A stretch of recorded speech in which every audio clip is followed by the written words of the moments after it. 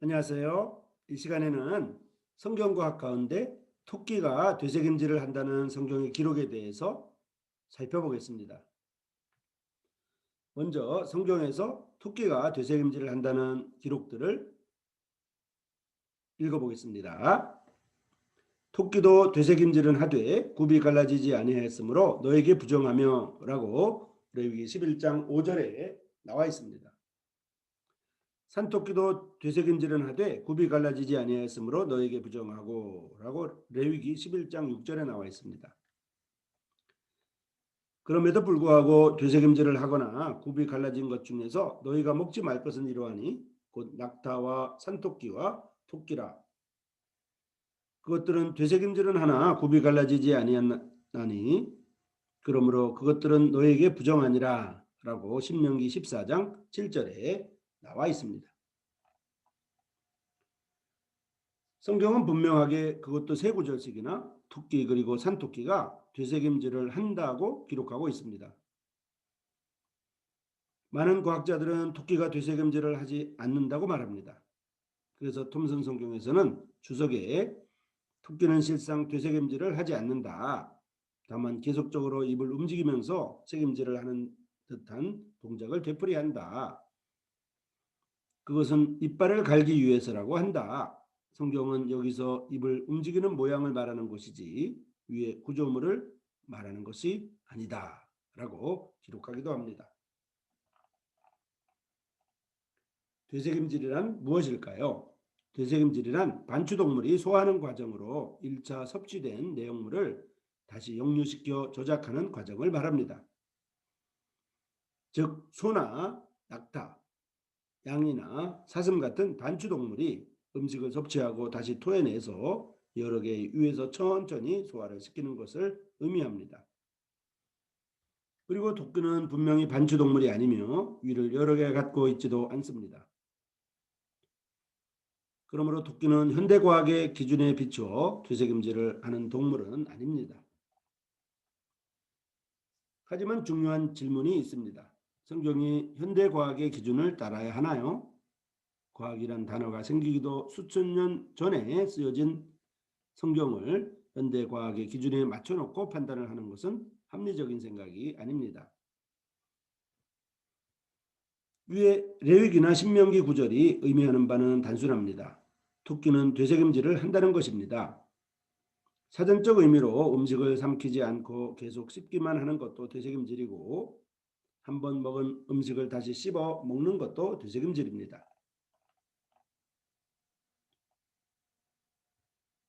토끼를 관찰하면 사람이 토끼 옆에서 먹이를 주고 옆에 사람이 앉았을 때는 절대 되새김질을 안 하던 토끼들이 모든 사람들이 집에 들어가 잠이 든 시간인 밤 12시에서 새벽 3시 사이에 캄캄한 토끼굴에서 혼자 몰래 되새김질을 함을 발견할 수 있습니다.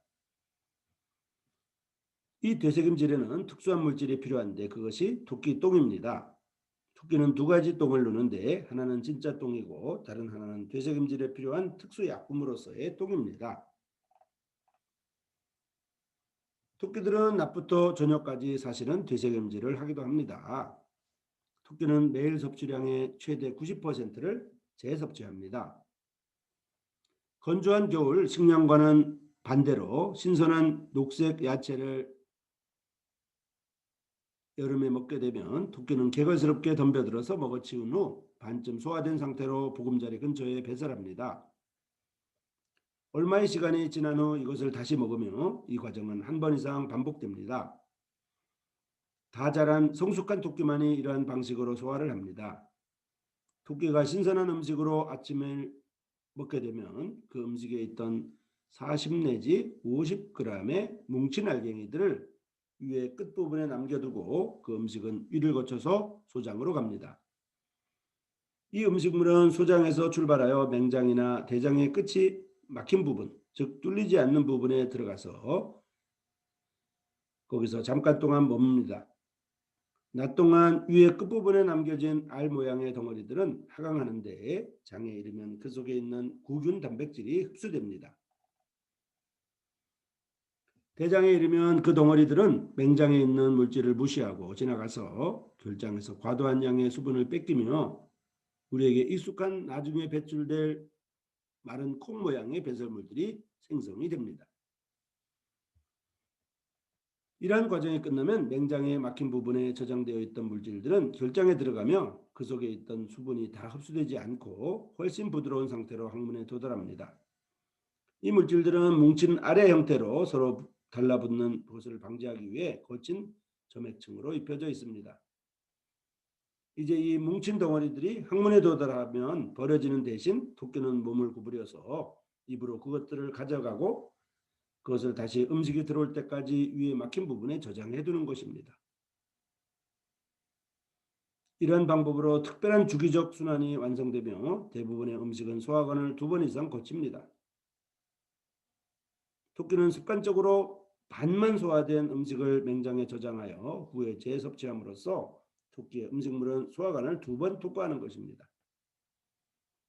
토끼의 맹장이 다른 포유류의 것과 비교할 때 굉장히 큰 것은 토끼의 이러한 습성으로 설명할 수가 있습니다.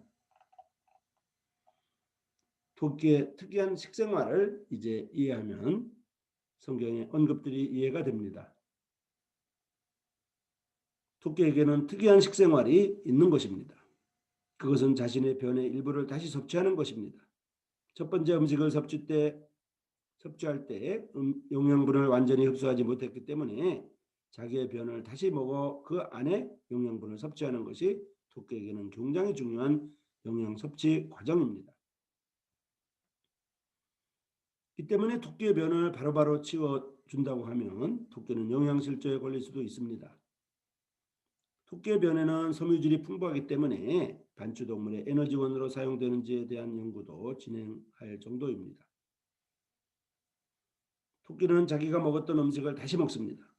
물론 이것을 되새김질이라고 부르지 않고 자기 분식이라고 하지만 우리가 일반적 언어로 되새김질이라고 불러도 무방한 행동을 함을 알 수 있습니다. 성경은 현대과학에 맞는 단어를 사용한 게 아니라 일반적인 언어를 사용한 것입니다.